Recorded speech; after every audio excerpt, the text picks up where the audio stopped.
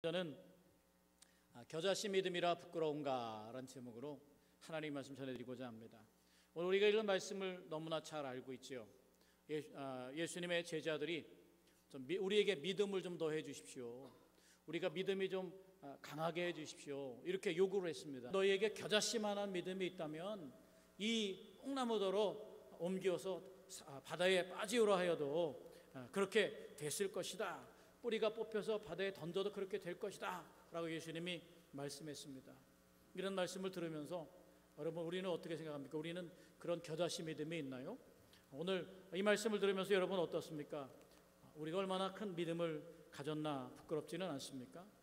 사실 이 말씀을 읽으면서 우리가 말씀을 읽을 때 오해하는 것 하나가 있는데 뭐냐면, 우리는 늘 이 말씀을 읽으면서 뽕나무에 집착해요. 뽕나무가 얼마나 중요한지 뽕나무에 집착합니다. 뽕나무가 움직이지 않는다는 거예요. 여러분, 일평생 믿음 생활 해오셨죠? 여러분 70년 믿음 생활 하신 분 손 들어보세요. 저도 얼른 내려야 되는데, 그렇게 오래 믿음 생활 하셨는데 여러분 그 믿음으로 뽕나무를 한번 움직여 보셨나요? 그런 경험이 있으신 분 한번 손 들어보십시오. 믿음으로 했더니 옮겨갔어요. 여러분 어떻게 믿으시는 거예요? 이 겨자씨만한 믿음이 있으면 옮길 것이다 라고 했는데 그런 일이 일어나지 않았어요. 기도를 하루에 4시간 5시간씩 하고 열심히 하는데도 그런 일이 일어나지 않나요? 어떻게 된 걸까요? 오늘 우리가 이 말씀을 읽으면서 오늘 이 말씀을 자신의 믿음이 미성숙한 근거로 우리는 많이 삼게 됩니다. 이 말씀을 들으면 왠지 기가 죽습니다. 이 뽕나무도 움직이지 못하는, 뽕나무는 그냥 여기에 있는, 여러분 앞에 있는 그 성경책 장 하나라도 이렇게 믿음으로 넘길 수 있나요? 여기에 있는 컵을 한번 믿음으로 이쪽으로 옮겨볼 수 있나요? 우리는 못합니다. 왜 못합니까? 믿음이 없어서 못한다라고 오늘 제자들이 그렇게 말하고 있는 거죠. 근데 예수님께서는 믿음으로 우리에게 무언가 그런 걸 보여달라고 요구하신 적이 한 번도 없어요. 그래서 이 말씀을 읽으면서, 그래서 이 말씀을 우리가 예수님이 우리의 믿음 없음을 혼내는 것으로 그렇게 읽어갑니다. 에이, 이 믿음 없는 사람들아, 겨자씨만한 믿음이 있으면 이거 던지우라 하면, 뽕나무가 뽑혀서 바다에 던지우라 해도 그래도 될 거다. 그럼 결국 우리는, 여기에 제가 지금 질문을 했는데 아무도 이걸 옮겨본 사람이 없다는 걸 보니까 우리는 정말 믿음이 없는 사람이구나, 이런 자책감이 들지는 않습니까? 만약에 이것이 정말 주님이 우리가 믿음 없는 것을 혼내는 일로 읽는다면 어쩌면 과연 그게 주님다우실까요? 여러분 어떻게 생각하세요? 주님다우실까요? 왜 이렇게 가톨교 성도 왜 이렇게 믿음이 없어? 예수님이 그렇게 말하신다면 주님다우실까요? 아마 주님답지 않으실 겁니다. 그렇다면 여기에 있는 이 표면적인 의미로서의 말씀이 아니라 그 이면에 있는 주님의 말씀을 우리가 꼭 귀 기울여 들을 필요가 있습니다. 말씀을 이해하는 방식, 그건 우리가 이해하는 방식입니다. 우리는 정말 겨자씨만한 믿음이 없어서 부끄러운 믿음의 길을 걸어야 되냐? 오늘 이렇게 목사인 저도 이거 못 움직입니다. 우린 겨자씨만한 믿음이 없어서 오늘 이렇게 살아가야 되나라고 하는 부끄러움을 가지고 산다면 오늘 이 말씀을 우리가 잘못 읽은 것일 수 있다는 생각을 해야 됩니다. 이런 부끄러운 관점에서 벗어나기 위해서 오늘 우리가 진정한 예수님의 의도를 살펴보는 게 꼭 필요합니다. 오늘 말씀은 2가지로 구성되어 있습니다. 첫 번째는 예수님께서 겨자씨만한 믿음이 있으면 이 뽕나무더러 바다에 뽑혀서 바다에 심기우라 하여도 그렇게 되실 것이다, 옮겨질 것이다 라는 말씀이고, 그 뒷부분의 7절에서 10절의 말씀은 밭을 갈거나 양을 치다 일하다 온 종이 열심히 일하고 땀 흘려 왔는데 주인이 그 종을 칭찬하거나 격려하지 않고 도리어, 야, 아직도 너 할 일이 있다, 가서 밥 해와라, 가서 빨래해라, 와서 음식을 준비해라, 가서 내 수발을 들어라 라고 하는 거죠. 그래, 칭찬 듣지 못하는 종에 대한 이야기가 나옵니다.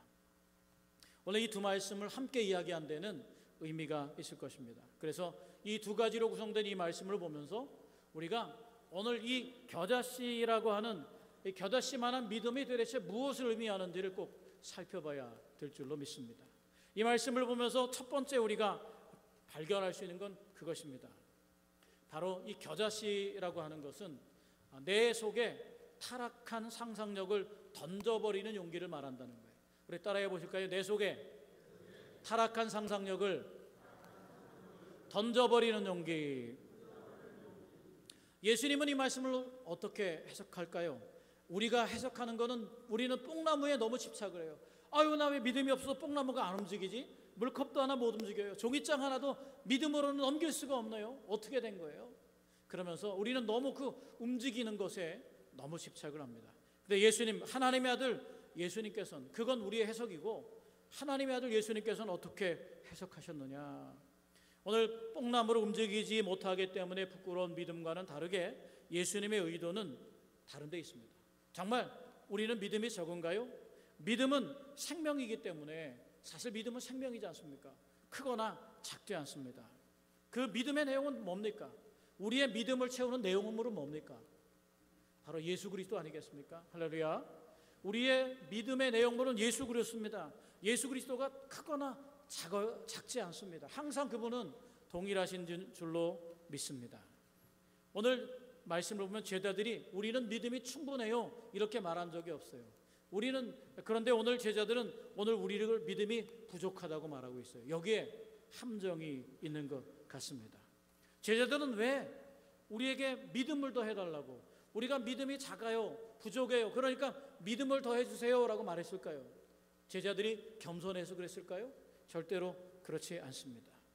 여기에 바로 표면적인 뜻이 아닌 바로 이면적인 예수님의 의도, 예수님의 답하신 내용을 우리가 살펴봐야 됩니다.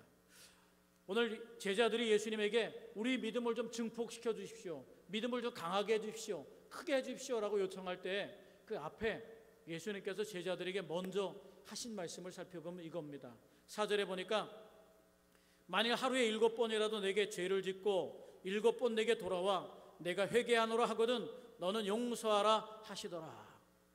예수님께서 제자들이 이 말씀을 하시기 전에 무슨 말씀을 하셨냐면, 죄인이 회개하고 돌아오면 7번, 한번 오늘 아침에 잘못했는데 똑같은 잘못을 하고 10시에 또 와가지고 또 용서해달라고 하고 그럴 사람은 없어요. 조금 이따 또 잘못해 7번이나 용서해달랄 사람은 없어요.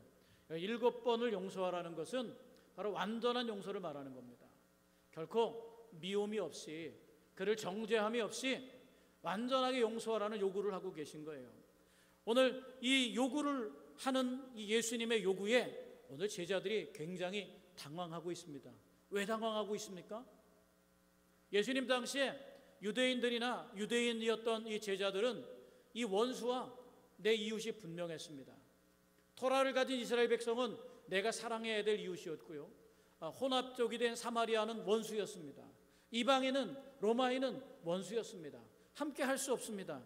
그래서 내가 사랑해야 될 사랑이 분명했어요. 그렇기 때문에 원수를 용서할 수가 없는 겁니다. 그런데 예수님께서 원수가, 바로 죄인이 회개하고 돌아오면 너희가 7번 용서해 주라는 거예요. 완전히 용서만 하라는 거예요. 다시 말하면 우리 일상의 삶이 누구든 용서를 비는 사람들을 향하여 용서의 삶을 우리 일상으로 가져오라는 거예요. 우리 삶이 용서의 삶이 되어야 된다라고 말씀하고 있는 겁니다. 그러니 용서의 삶을 일상적인 삶으로 받아들일 수 없는 유대교의 문화적인 차이, 또 자기 내면에 있는 관념들, 내면에 있는 관념들이 이 말씀을 거부하는 거예요. 예수님의 용서를 바로 할 수 없는 거예요. 여러분도 그러잖아요. 용서해 주시죠. 그러면 지금은 안 해요. 지금 당장 내가 무슨 일을 당했는데 내가 용서를 하겠어요. 그렇게 말할 수 있지 않습니까? 오늘 용서해 주라는 예수님의 요구를 뒤로 미루면서 예수님께 한 말이 이거예요. 주여, 우리에게 믿음을 도와주소서. 주님, 나는 아직 용서할 만큼 믿음이 되지 않아요. 그러니까 좀 용서할 수 있도록 믿음을 좀 더해 주십시오. 능력을 더해 주십시오. 이렇게 말하고 있는 겁니다. 이 겨자씨 믿음은 이런 제자들을 향해서 선포된 말씀입니다. 너희가 만일 겨자씨만한 믿음이 있었더라면 이 뽕나무더러 뿌리가 뽑혀 바다에 심기어라 하였을 것이요 그것이 너희에게 순종하였으리라. 오늘 뽕나무가 옮겨진다는 말은 믿음으로 우리의 능력을 보이라고 하는 말이 아니라는 뜻이죠. 다시 말하면 뽕나무가 옮겨지라는 말은 용서할 수 없는 우리의 마음, 그 마음으로부터 용서할 수 있는 마음으로 옮겨짐을 말하고 있습니다. 그리고 믿음을 질량으로 오해하면서 그 믿음의 그늘에 나는 믿음이 작아요. 나는 믿음이 목사님 저는 아직 그거 할 만한 믿음이 안 돼요. 목사님 저는 아직 그럴 만한 여건이 안 돼요. 그럴 환경이 안 돼요. 저는 그런 능력이 안 돼요. 라고 오늘 우리에게 하나님이 지시하신, 예수님이 지시하신 그것을 뒤로 미루기 위해서 우리 내면에 가진 상상력이 있어요. 그게 뭡니까? 부정적인 상상력, 타락한 상상력입니다. 요즘 피터스는 그 이스라엘이 골리앗과 싸울 때 그 믿음 없는 타락한 상상력 때문에 두려워서 벌벌 떨게 했다는 거예요. 우리로 하여금 뭔가 하나님이 주신 의로운 행동을 하지 못하도록 우리 안에 작용하는 상상력이 있다는 거예요. 그게 뭡니까? 나는 믿음이 없어요. 제자들이 오늘 보인 반응은 그거예요. 예수님, 우리는 그렇게 용서할 만한 능력도 없고요, 믿음도 없으니까 우리한테 믿음을 좀 주십시오. 사실은 믿음을 질량으로 오해하고 있고 자기 자신에 대해서 속고 있는 제자들의 내면의 말이 내게 믿음을 좀 더해달라는 말입니다. 여러분도 그렇게 하지 않습니까? 주님, 내가 조금 더 건강하면, 물질의 축복을 조금 더 주시면, 내게 좀 더 믿음을 강하게 해주시면 내가 주님을 위해 더 많이 일하겠습니다 라고 오늘 해야 될 일을 뒤로 미루지 않습니까? 그것은 타락한 상상력이다라고 합니다. 그것은 우리 내면에 내가 숨겨놓은 자기 자신에게 속고 있는, 자기 자신에게 내면에 스스로 절망을 선포하는 우상이라는 거죠. 그게 우상입니다. 하나님이 주신 축복의 삶, 선포된 일이 있음에도 불구하고 자기 내면의 타락한 상상력으로 말미암아 하나님의 일을 가로막고 있는 겁니다. 그래서 움직일 수 없는 거예요. 그 절망이 바로 우리의 우상입니다. 여러분 안에 주님이 주신 축복에 대한 절망이 있다면, 그런 마음이 일어난다면 여러분 그것이 우리에게 타락한 상상력이고 우리 내면의 우상이 된다는 사실을 깨닫게 되기를 축복합니다. 예수님의 요구는 이것입니다. 용서의 지평을 바로 내 삶으로 가져오라는 거예요. 다른 사람의 이야기, 예수님은 원수를 위해서도, 자기를 십자가에 못 박는 사람을 위해서도 주여 저들이 하는 것이 죄인 줄 알지 못함입니다, 저들의 죄를 용서하시옵소서 하실 때 그거는 예수님이니까 가능한 거예요 라고 말하지 말라는 거예요. 오늘 우리도 용서하라고 주님이 그렇게 선포해 주셨다는 거예요. 용서의 지평을, 용서나 무슨 일이든 주님이 부탁하신 일에 대해서 뒤로 미루는 모든 것에 대해서 부정하고 뒤로 연기하고는 타락한 상상력, 그게 바로 내게 믿음을 좀 더해 주십시오, 내게 축복을 좀 더해 주십시오, 내게 건강을 더해 주십시오 라고 말하는, 내가 충분한 시간이 되도록 기다려 주십시오 라고 말하는 우리의 우상이다라고 하는 겁니다. 그런 의미에서 내면의 타락한 이유를 제공하는 것, 그게 오늘 이 말씀이다라고 하는 겁니다. 이런 말씀에 대해서 예수님의 해석은 뭐냐? 우리의 해석이 아니라 예수님의 해석은 뭐냐? 이런 말씀입니다. 만일 너희 안에 겨다시만한 믿음이 있으면 내가 용서했을 거라는 거예요. 실천했을 거라는 거예요. 이거는 네가 믿음이 없어가지고 이 뽕나무로 옮기지 못하는 거야 라고 예수님이 야단치는 게 아니고, 얘야, 네 속에는 이미 믿음이 있지 않냐? 믿음의 내용이 뭐라고요? 우리 믿음의 내용이 뭐라고요? 조금 전에 말했는데 우리 믿음의 내용이 예수 그리스도예요. 할렐루야. 우리는 믿음을 예수 그리스도로 채워준 거예요. 그런데 오늘 얘야, 너한테는 이미 겨자씨만한 믿음이, 너한테는 이미 믿음이 있다. 네가 가진 믿음이 요 겨자씨만 하더라도 이 뽕나무가 옮겼을 거야. 다시 말하면 내가 정말 너 안에 믿음이 이미 있는데 그 믿음을 어떻게 하고 있다는 거예요? 믿음을 내가 사용하지 않고 활용하지 않고 있다는 거예요. 오늘 너희가 믿음이 적은 까닭에 뽕나무가 옮겨지지 않는 게 아니라 너희 안에 그것을 가능하게 하는 겨자씨만한 믿음이 있으면 그렇게 될 텐데 너희들이 그 믿음을 활용하지 않고 있다는 거예요. 너희 내면이, 우리 내면이 얼마나 타락해 있는가를 주님이 오늘 보여주고 계신 겁니다. 겨자씨의 역할은 뭡니까? 우리가 신약 성경에 나오는 겨자씨와 누룩은 비슷한 역할을 하잖아요. 마태복음 13장 31절에 33절에 보면 겨자씨와 누룩에 대한 이야기가 나옵니다. 누룩은 어떻습니까? 누룩은 빵을 부풀리게 합니다. 여러분, 우리 빵집 아가씨들이 빵을 만들잖아요. 가끔 빵을 만들 때 어떻게 합니까? 여러분, 거기에 밀가루가 많을까요? 누룩이 많을까요? 얼마나 많을까요? 몇 배나 많을까요? 한 10배 많을까요? 10배보다 훨씬 많겠죠. 그러면 밀가루가 많으면 많은 밀가루가 빵을 부풀리게 하고 변화를 줘서 맛있는 빵을 만듭니까? 조그만 누룩이 빵을 부풀리게 하고 변화를 가져옵니까? 뭐라고 그러시는지는 못 들었는데 제가 알아들을 거는 같아요. 맞습니다. 밀가루가 아무리 많아도 그것 자체는 아무 변화가 없어요. 근데 누룩은 어떻습니까? 누룩은 그 빵을 부풀리게 하고 빵의 입자를 넓혀서 맛있는 빵이 되도록 변화를 가져옵니다. 겨자씨는 어떻습니까? 겨자씨는 제일 작은 거예요. 저한테 겨자씨 많이 있으니까 혹시 저한테 간절히 부탁하는 분은 제가 드릴 수 있어요.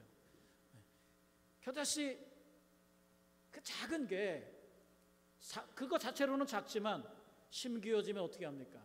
그 마태복음 13장 33절에 겨자씨가 땅에 심기어지면 자라서 새가 깃들기까지 크고 풍성해지게 한다는 거예요. 다시 말하면 변화를 말하고 있는 거죠.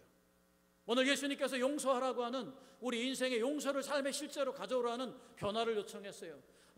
믿음이 없는 삶이 아니라 믿는 삶을 살라고 하는 요청이 왔을 때 그 믿음이 없어서가 아니라 오늘 뭐가 문제예요? 우리 안에 이미 있는 믿음을 활용하지 않기 때문에 너에게 이미 겨자씨만한 믿음이 있지 않느냐라고 하는 말씀으로 오늘 이 말씀을 준 것임을 우리가 깨닫게 되기를 축복합니다. 여러분, 우리 안에는 예수님의 요구를 실천할 믿음이 이미 있습니다. 할렐루야. 믿으십니까? 여러분은 하나님을 아버지라 부르고 우리 주님이라고 부릅니다. 그분이 우리를 뭐라고 불러요? 아들이라고 딸이라고 부릅니다. 그런데도 우리가 믿음이 없나요? 자격이 없나요? 능력이 없나요? 절대 아닙니다. 겨자씨 하나면 자기 안에 내면에 숨겨진 거대하고 지독한 불신의 우상, 안 돼요, 못해요, 할 수 없어요, 나는 아직 아니에요 하고 오늘의 주님이 주신 일을 연기하는 그런 지독한 타락한 상상력을 바다에 던질 수 있는 줄로 믿으시길 축복합니다. 여러분은 던져버려야 돼요. 우리 속에, 우리 내면에 이런 불신이 있음을 깨닫고 오늘 던져버리게 되길 축복합니다. 예수님은 이것을 던져버리라고 오늘 이렇게 말씀하고 있다라고 합니다. 다시 말씀드리지만 내 속에 타락한 상상력을 던져버리는 용기를 갖는 것, 그게 바로 겨자씨 믿음인 줄로 믿으시길 축복합니다. 두 번째, 오늘 말씀을 통해서 주는 말씀은 뭐냐면 믿음은 하나님 중심에서 순종하고 충성할 때 바로 그것이 믿음이라고 하는 거예요. 믿음은 내 믿음이 얼마나 크냐 정량가 중요한 게 아닙니다. 여러분, 바울과 디모데의 관계를 아시죠? 디모데는 바울과 아들과 같은 존재였어요. 바울이 디모데를 얼마나 사랑했나 모릅니다. 바울이 디모데를 표현할 때는 이렇게 믿음 안에서 참 아들이다. 디모데전서 1장 2절에 이렇게 표현했어요. 또 다른 데서는 주 안에서 내 사랑하고 신실한 아들이다 하고 고린도전서 4장 17절에 표현했어요. 디모데후서 1장 2절에는 이는 사랑하는 아들이다 라고 표현했어요. 디모데가 누군데, 남인데 왜 바울이 이렇게 사랑하는 아들이라고 했을까요? 디모데를 바울이 어디서 만났습니까? 바울이 1차 전도 여행 때 루스드라에서 디모데를 만납니다. 1차 전도 여행 때는요, 바울에게 적대자들이 너무 많았어요. 바울이 예수 믿는 사람들을 핍박하다가 다메섹으로 가다가 회심을 했어요. 회심을 한 바울이 갑자기 자기 편이었는데 적의 편이 되어가지고 예수를 전하는 사람이 되니까 이 열심이었던 유대인들, 열성당원들, 그런 사람들이 참을 수가 없는 거예요.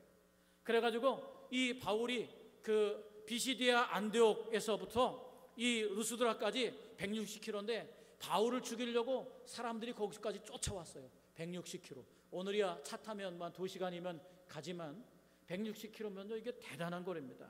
이 바울을 쫓아왔어요. 그래서 유대에서 온 율법주의다 열심히 있는 사람들이 바로 비시디아 안디옥에서 혹은 이고니온에서 바울을 돌로 쳐 죽일 거라고 쫓아왔어요. 그리고 루스드라에서 그들이 성공했어요. 루스드라에서 복음을 전하는 바울을 향하여 그들이 돌을 던져서 바울을 때렸어요. 과감하게 저런 바울을 때렸어요. 그리고 바울이 죽게 되었어요. 바울이 의식을 잃었어요. 돌에 맞았어요. 이 죽은 바울을 곱게도 안아주고 그 죽은 바울을 들어다가 성 밖에다 던져버렸어요. 그런데 바울이 살아서 일어납니다. 이 장면을 루스드라에서 누가 봤느냐? 디모데가 봤어요. 바울은 루스드라에서 선교가 실패한 것 같아요. 대적자들에 의해서, 원수들에 의해서 망한 것 같아요. 여러분, 믿음이 반드시 좋은 일만 있고 성공합니까? 바울은 망한 것 같아요. 근데 이 장면을 누가 봤느냐? 디모데가 봤어요. 그리고 이 디모데가 한 건 뭡니까? 믿음의 길은 뭡니까? 내가 그 사람을 어떻게 쫓아요? 그렇게 실패하고 맞으려고 나도 그렇게 돌에 맞기 싫어요 라고 자기 길을 포기한 게 아니라 이 디모데는 그 루스드라에서 바울의 가장 실패의 현장에 있으면서도 바울을 따르는 바울의 제자가 된 겁니다. 할렐루야. 그렇게 따랐던 디모데니까 사랑스러운 거예요. 하나님이 내 실패의 자리에서도 하나님이 일하시는 걸 바울이 봤으니까 사랑스러운 거예요. 믿음은 성공했느냐 실패했느냐 크냐 작냐의 문제가 아니었죠. 오늘 말씀에 보면 믿음은 무슨 문제냐? 믿음은 주님의 말씀에 순종하느냐 충성하느냐 그렇지 않느냐의 문제더라라고 하는 겁니다. 오늘 이 타락한 상상력을 갖지 않았던 디모데, 절망했어도 절망이기 때문에 하나님도 계시지 않을지도 모른다는 그런 타락한 상상력이 아니라 바로 디모데의 외할머니 바로 로이스나 그의 어머니 유니게도 바울이 그런 바울을 쫓아가겠다고, 그런 바울과 함께 선교를 하겠다고 하는 디모데의 길을 기뻐하면서 보냈더라라고 하는 거죠. 여러분, 타락한 상상력은 우리를 무너뜨리지만 타락하지 않은 믿음의 상상력은 오늘 모든 것을 가능하게 하는 줄로 믿으시기를 축복합니다. 오늘 본문을 보면 재미있는 표현이 있어요. 사도들이 이렇게 5절에 보니까 사도들이 주께 여짜오되 우리에게 믿음을 더하소서 이렇게 말해요. 그런데 여러분 17장 1절에 보세요. 17장 1절에는 이렇게 말해요. 예수께서 제자들에게 이르시되, 여러분 이 오늘 누가복음이 사람을 부르는데 호칭을 바꿨어요. 17장 1절에는 제자들이라고 불렀어요. 제자들은 어떤 사람들이에요? 제자는 배우는 사람들이에요. 아직 부족한 사람인 것 같아요. 그런데 오늘 5절에는 그 제자들 똑같은 사람을 사도들이라고 부르고 있어요. 사도들이란 무슨 뜻입니까? 사도들이라고 부르는 거는, 사도들은 아포스톨로스, 바로 권능 있는 자, 권위 있는 자, 다시 말하면 보냄을 받은 자다라는 뜻입니다. 여러분, 그리스도인은 배워야 하는 사람이기도 하지만 그것보다 더 근본적으로 보냄을 받은 사람인 줄로 믿으시길 축복합니다. 우리는 보냄을 받았다는 거예요. 보냄을 받은 사람은 군인과 같이 우리 주인의 명령에 순종하는 거예요. 그래서 5절 6절에 겨자씨만한 믿음이 없는 걸 이렇게 혼내는 것 같이 들으면 그 뒤에 7절에서 10절에 나오는 말씀을 이해할 수가 없어요. 왜냐하면 7절에서 10절에는 이런 말씀이잖아요. 종이 밭에 가서 열심히 일했어요. 또 들에 가서 일했어요. 양을 쳤어요. 그리고 돌아왔는데 주인이 아유 수고했으니까 내 상에 앉아라. 절대로 그러지 않는다는 거예요. 주인이 오히려 야 너 할 일이 더 있다. 가서 뭐 하라고요? 가서 밥을 해와라. 음식을 차려와라. 내 수종을 들어라. 주인이 오늘날로 말하면 큰일 나죠. 갑질하는 거죠. 오늘 이렇게 주인이 갑질하는 거예요. 그리고 내 먹을 것을 준비하고 띠를 띠고 내가 먹고 마시는 동안에 수종을 들고 너는 그 후에 먹고 마셔라. 너무 차별이 큰 거죠. 왜 그럴까요? 그런데 그 뒤에 이렇게 말합니다. 명한 대로 하였다고 종에게 감사하겠느냐라고 묻고 있어요. 그리고 10절에 이렇게 말합니다. 이와 같이 너희도 명령받은 것을 다 행한 후에 이르기를 우리는 무익한 종이라 우리가 해야 할 일을 한 것뿐이니라 할지니라. 자, 오늘 겨자씨 믿음과 이 말씀이 연결될 때 우리가 이 말씀의 진짜 의도를 알게 되는 겁니다. 보냄을 받은 우리는 오늘 제자들에게도 마찬가지입니다. 제자들도 제자들이라고 안 부르고 사도라고 보냄을 받은 자라고 부른 것은 예수님의 용서하라는 것은 내가 이해하고 믿음을 자라가게 하고 내가 성숙해서 행동하라는 미래를 위한 말씀이 아니라는 거죠. 그것은 오늘 우리 삶에 선포된 명령이다라고 하는 거예요. 하인이 아무리 수고했어도 그것을 다 한 다음에 나는 무익한 종이다. 내가 수고했지만 내가 한 것이 없습니다. 나는 무익한 종이다 말하는 것처럼 그렇게 순종해야 될 일이다라고 하는 겁니다. 이 무익한 종이 어떻습니까? 자기 중심에서 보면 양을 치고 하는데 힘들죠. 밭에 일을 하고 하는데 힘들죠. 그런데 주인이 또 시켜요? 아이고 화가 나죠. 자기 중심이라면 있을 수 없는 거예요. 이런 거는 너무 비인간적인 대우라는 거예요. 그런데 이 종은 누구 중심입니까? 바로 주인의 중심이라는 거예요. 오늘 우리에게 선포된 말씀, 하나님의 요구를 우리 중심으로 받아들이면 겨자씨만한 믿음이 없어서 아이고 부끄러워라 라고 하는 믿음이 되겠지만, 하나님 중심으로 이 믿음을 받아들이면 겨자씨만한 믿음만 있어도 우리가 순종할 수 있다는 거예요. 우리에게는 이미 겨자씨만한 믿음이 있을 뿐더러 그것을 실천하라는 거예요. 그러면 오늘 이 말씀을 우리가 어떻게 들어야 됩니까? 자기 중심이 아닌 하나님 중심으로 순종하고 충성하는 말씀으로 듣는다면, 이 말씀은 이 두 말씀이 5절 6절과 7절 10절이 관계 있는 말씀으로 들린다면, 우리의 중심 해석을 바꾼다면 이것은 이겁니다. 종은 수고하여도 보상받지 않는다는 거죠. 그래서 종은 주인의 삶을 한다는 거죠. 더군다나 감사의 인사조차 받지 못한다는 거죠. 그럼에도 불구하고 종은 무익한 종이다라고 말한다는 거예요. 이걸 연결하면 무엇을 말하는 겁니까? 겨자씨와 순종과 충성에 대한 두 이야기를 연결하면 우리 믿음의 태도는 어떻다는 거예요? 우리 믿음은 더 많은 믿음의 요구가 아니라 이미 가지고 있는 믿음을 사용하지 않는 오늘 이 제자들의 믿음을 예수님께서 교정시켜 주는 것이다 라고 하는 거예요. 예수님은 여러분에게 이미 많은 것을 요청하셨습니다. 하나님 나라를 위해서, 복음을 위해서, 가난하고 소외받는 자를 위해서. 성경은 믿는 사람에게 있어야 될 요청을 충분히 담아놨습니다. 우리가 믿음이 적기 때문이 아니고, 능력이 없기 때문이 아니고, 가진 것이 없기 때문이 아니라 이미 우리에게 충분히 주신 주님의 명령을 순종하고 충성할 때, 그때 그 믿음이 바로 겨자씨, 믿음의 상징인 것을 깨닫게 되기를 축복합니다. 믿음이 충분한데도 왜 용서하지 못한다고 말하느냐라고 하는 거죠. 자기 중심이 아니라 주님 중심이다라고 하는 거예요. 여러분, 우리는 어떻습니까? 여러분이 교회에서, 가정에서, 선교회에서 이 무익한 종아라고 평가받는다면 어떻습니까? 분노가 일어나고 화가 일어나지 않겠습니까? 목사님들도 아유 진짜 목사 같지 않은 목사, 그렇게 듣는다면 화가 날 거 아니에요. 아유 집사 같지 않은 집사, 권사 같지 않은 권사, 장로 같지 않은 장로, 이렇게 듣는다면 화가 나십니까? 그런데 오늘 주님은 그렇게 말하는 거예요. 내가 그렇게 다 했더라도 나는 여전히 무익한 종이다.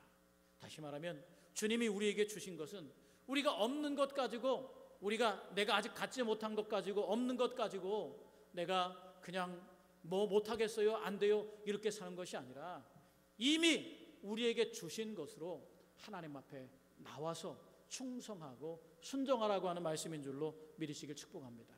그러면 믿음은 어떻습니까? 믿음은 우리가 하나님을 위해 무언가 해내는 거, 해낼 만큼 필요한 능력이 있다고 생각하는 게 아니라 하나님이 우리를 위해 무엇을 했느냐가 진짜 믿음의 기준입니다. 우리가 기준이 아니라, 우리가 뭘 하는 게 기준이 아니라 하나님이 우리를 위해 뭘 하셨냐가 진짜 믿음의 기준인 거죠. 오늘 이 겨자씨만한 것이 있어도 가능하다고 하는 거예요. 순종하지 못하고 충성하지 못한, 이미 충분한 믿음을 주셨음에도 그 믿음을 활용하지 않는, 적극적으로 활용하지 않는 제자들을 향해서, 사도들을 향해서, 저와 여러분을 향해서 주님은 그렇게 말씀하신 거예요. 얘들아, 이미 충분하다. 내가 가진 믿음이면 오늘 실천할 수 있고, 하나님을 사랑할 수 있고, 이웃을 사랑할 수 있고, 선교를 위하여 내 것을 사용할 수 있다라고 하는 겁니다. 물컵을 어떻게 옮겨 보시겠습니까? 뽕나무를 어떻게 옮기시겠습니까? 사실 꼭 그거 명령해서 옮겨야 됩니까? 뽕나무를 포크레인을 파서 옮기면 되죠. 물컵을 어떻게 옮기겠습니까? 내 손으로 들어서 옮기면 되는 거죠. 거기에는 믿음이 필요한 게 아닙니다. 오늘 이 물컵을 옮기고 싶어서 내가 맹희시 장로님한테, 장로님 이 물컵 좀 저쪽에다 좀 갖다 놓으십시오. 그러면 장로님이 할까요, 안 할까요? 물컵이 저기로 가겠죠. 하기 싫어도 하겠죠. 물컵이 가는 건, 그러면 그거는 믿음 때문입니까? 순종 때문입니까? 순종 때문입니다. 오늘 주님이 우리에게 원하시는 것은 믿음의 분량보다도, 오늘 겨자씨만한 믿음이 있으면 충분히 일할 수 있는데도 불구하고 그 믿음을 활용하지 않은 우리를 향해서 순종하라고 우리를 격려하시는 주님의 음성, 그게 겨자씨 믿음입니다. 우리 옆에 분에게 서로 인사하시겠습니다. 겨자씨 믿음이면 충분합니다. 우리는 부끄러움이 없습니다.